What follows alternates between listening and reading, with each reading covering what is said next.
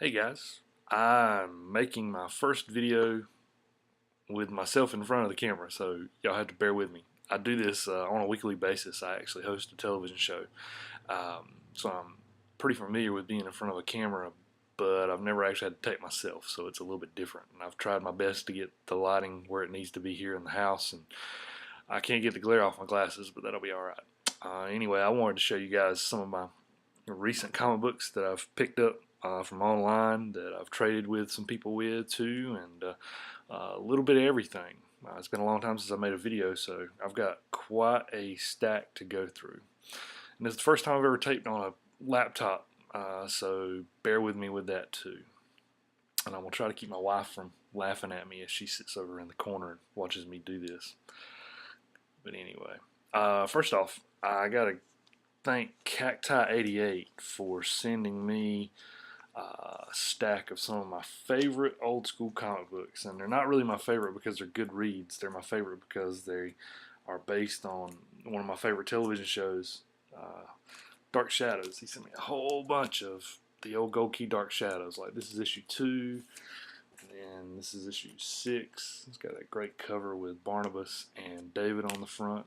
My favorites are the photo covers. And these other ones, I don't really know what issue numbers they are because, of course, you got to open them up to look in and find out. And I got to say, these stories are terrible. It's some of the worst comic book writing I've ever read. But I mean, I have to collect them because I'm a Dark Shadows fan.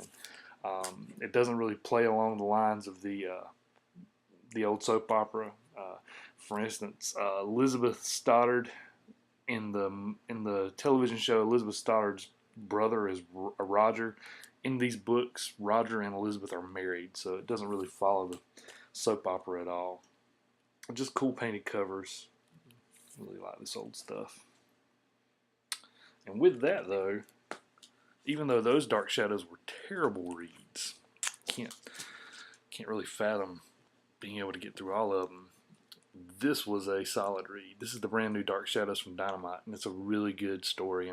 It's like any other introductory uh, book. It's going to kind of introduce you to a lot of the characters. The art is fantastic. I don't know who's doing the art on the inside, but it reminds me of Alex Maleev. So if you were into a lot of that dark and gritty stuff that he used to do on Daredevil, it's a lot like that. You get introduced to all the characters, and it starts off really good. I'm hoping that Dynamite will stick with it and that it'll be around for a while because all this is foreshadowing the upcoming movie. This actually starts off where the soap opera ended back in 1971, so it starts off right in 1971. It's a good read. A few other new ones I've picked up. I haven't read this yet, but everybody loves it. I picked it up because I was going to actually flip it on eBay, but the prices have just they've stabilized so much that it's not worth even doing, so I'm gonna hang on to it. This is Justice League #1 with a digital copy. I'm not really too happy about the new DC 52 relaunch like a lot of people are, but I'm dealing with it. I got this one because of the cover. Jim Lee's done a cover for Batman #2. I tried to read it, and again, I'm just not really all that into it this go around with the new DC 52 stuff. I did like this though, the new Swamp Thing #1. It was a pretty solid read. I might pick up some of these if I find them cheap in the future. I'm just not really into paying $3 a pop for new books. These next few comic books I got from a comic book and video game store here near me. I guess you'd call it a local comic shop, even though that's not really what they specialize in. I found these for $1 a piece in a quarter bin there this past week. It's Web of Spider-Man 19. This is, or excuse me, 32. This is part of the Kraven's Last Hunt saga. Classic cover. Not in good shape, but it's still worth picking up at just $1. I got this one because these are getting harder and harder to find. The first 25 to 50 Spawn issues are really easy to find because they were just overprinted so heavily. These later issues, past 100, this is 105, are really hard to find. And just to see this in a quarter bin there, I decided to grab it. Not a bad story. I picked up this one because of the cover, simply for the cover. And I hope I'm not getting too much glare. This is Crossfire. This is Crossfire #12. It's a pretty famous classic cover by Dave Stevens. I don't really know anything about Crossfire. It's just that I know that people really love Dave Stevens covers, and they collect Dave Stevens covers. You can tell that this is an homage to Marilyn Monroe. Dave Stevens, if you don't know him, was the guy who created Rocketeer. He designed, or he modeled a lot of his female characters that he drew on Betty Page, and he did an homage right here to Marilyn Monroe. Very hard to find, and even though it was a quarter, you know, it's probably worth $2 or $3 just based on the fact that it's a Dave Stevens cover alone. So it's cool to pick up, cool to find, just out in the middle of nowhere, because I live in the middle of podunk nowhere. These next two books I bought off of a guy named Flying Donut on the CGC message boards. He was having a sale, and these were just too good to pass up, so I had to grab them. This is Uncanny X-Men 136, and also I picked up 137. Of course, you know, this is part of the whole Dark Phoenix saga, early X-Men stuff, Chris Claremont goodness. Look forward to reading them. Speaking of X-Men, another one I just picked up. X-Men 544, the last issue. X-Men Schism has split them apart, and you know, Wolverine's got his own team, and Cyclops has his team now. It was a bittersweet ending, I guess. Looks like Mr. Sinister is going to be back, and Mr. Sinister is one of my favorite X-Men villains, so it was really cool to see him involved. It made it seem like everything that had happened up until now was something that he had planned, which I don't know. I've heard that Jean Grey is coming back next summer. That's going to be one of the big mega moves for next summer, to have Jean Grey come back and maybe the Phoenix come back, and who knows, with the way Sinister is, he's probably got something to do with it. Last issue goodness. Speaking of last issue goodness, next to last issue goodness, I found this in a quarter bin too, and I couldn't believe it. This is X-O Manowar 67. The original Valiant run ran to 68, and these last issues are very, very hard to find. So to find this in the shape it's in, and where I found it was really cool. I was hoping to see 68 there too, but it wasn't. But it'll be all right. All right. The rest of these comic books, you know, my Mile High comic book videos got over 1,000 views, and I appreciate everybody who's watched it, because I never expected to see 1,000 people watch it. But it got watched, and I've gotten a lot of criticism about buying from Mile High, and I haven't bought from Mile High since I actually made that video.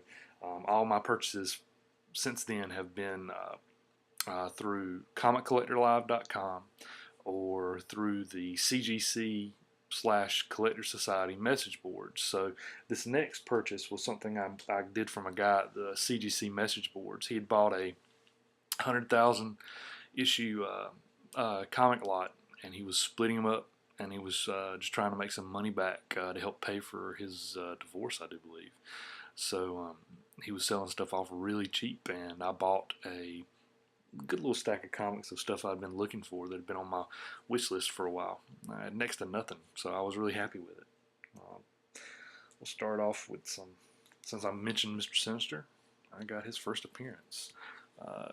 Uncanny X-Men 221, and then also I picked up 222, which has one of the early Sabretooth Wolverine fights in it. Really good stuff.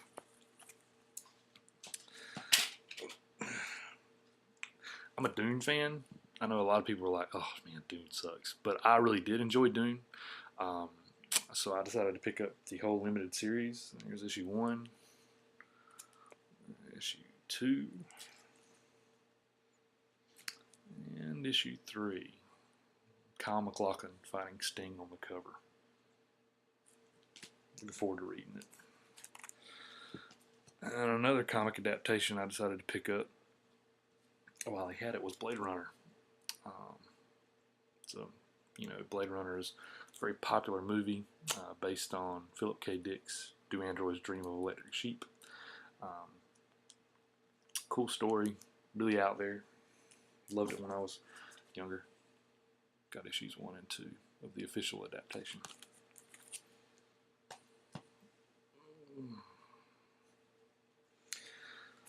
Wildcats 11B. You put these, there was a bunch of these that came out like in '94 that Image put out, and you put them together and you make a poster. And I've got Wetworks 2B, which is part of the poster, and he had a copy of this that goes along with that poster, and I decided to pick it up. I'm not a Wildcats fan. I tried to read the first issue a while back, and I just couldn't get through it. I mean, Jim Lee's a great artist, but it just wasn't working for me. Now, I did read this, and I don't collect Superman. I don't really like Superman. I think what he's based on, in the literal sense, I do tend to agree with that. And by that I mean, if you look at his history and kind of look at what he's done in comic books for mankind and what Siegel and Schuster had kind of originally idealized him to be, he's kind of based on Christ, and so I've always kind of appreciated him for that. But as far as a comic book character, I've never really gotten into him. But I did get 812 and 813. This is part of the Godfall storyline. These were drawn by Michael Turner, and it's a really solid story. I'm going to get the other 4 pieces to this storyline because I really did enjoy this. It's good stuff. First Superman comic books I've ever really enjoyed. First action comics I've ever bought. I'm not a Green Lantern fan, but I do like Hal Jordan. So I got the first 3 issues of the Green Lantern Mini Emerald Dawn. Got to get the last 3. These retail Hal Jordan's origin as the Green Lantern. And I also picked up probably the most underappreciated book of the 90s. It's another Hal Jordan story. It's Green Lantern 48. It's the start of the Emerald Twilight storyline. If you don't know, this is after Coast City was destroyed, and this is during the time that Hal Jordan slowly becomes Parallax. He is slowly but surely descending into madness. Really interesting to see him go back and recreate Coast City with the ring and use the energy to try to talk to his parents again and rekindle an old flame. And good stuff. Good stuff. I got to pick up 49 and 50. 49, of course, is the one that's the classic cover where he's holding all the Green Lantern rings. Haven't read these yet, but I want to. That's why I got them. It's the City of Assassins storyline from Deathstroke. This is where I think he ends up in Gotham, because there's a lot of Batman on the cover. I've heard this is a really good storyline. Goes through 6 through 9, so it's a 4-issue story. I picked up Dawn number 5. It's actually a really solid story. Lisner did a really good job with Dawn. I've never really been a fan of the character, but I've always heard good things about it, and I picked up Dawn issue 5 just to try it out. I mean, at like 35 cents, you can't go wrong. I've really looked forward to reading this. I still haven't started yet. It's the Avengers Disassembled storyline that led up to the death of several major characters in the Avengers stories. I think this is where Hawkeye died, unless Hawkeye was killed back in House of M. I can't remember where he died, but kind of goes into the deaths of some of the original Avengers. So I got the entire storyline. I got 500, 501, 502, and then it finishes with 503.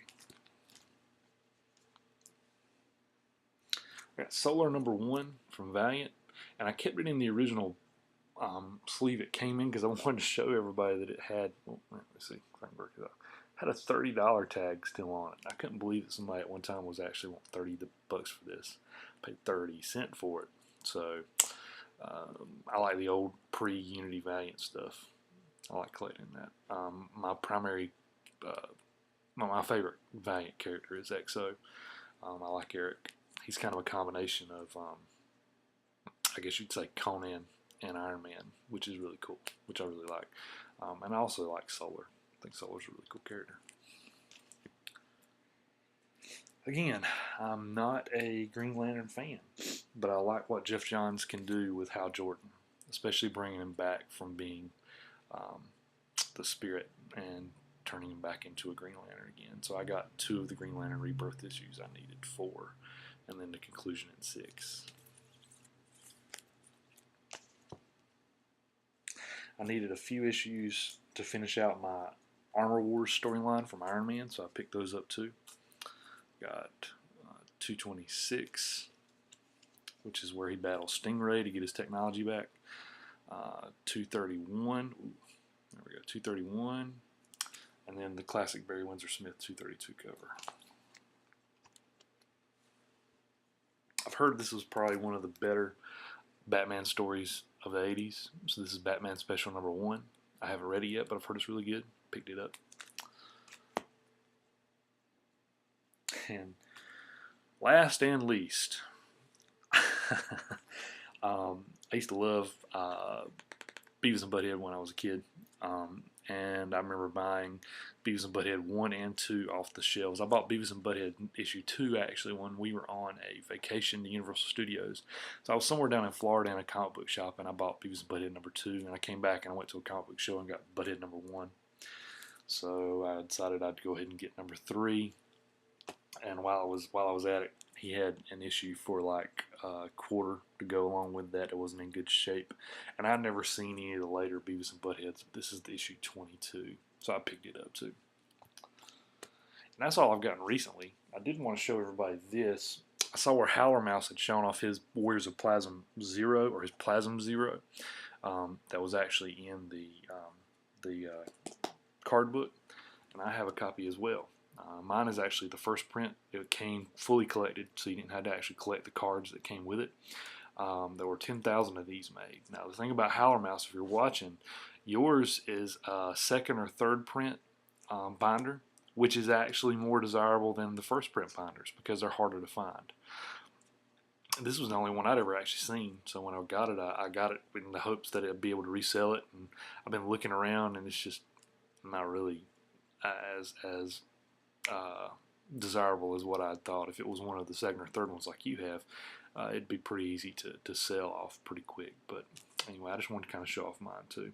I do like the Plasm stories. I've got Plasm, I think I've got like the first 5 issues of it combined with Plasm Zero.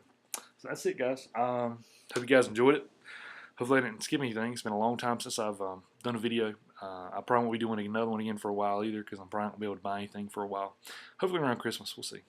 If I have some more. But if you like what you saw, subscribe, comment, let me know what you think. Take care, guys.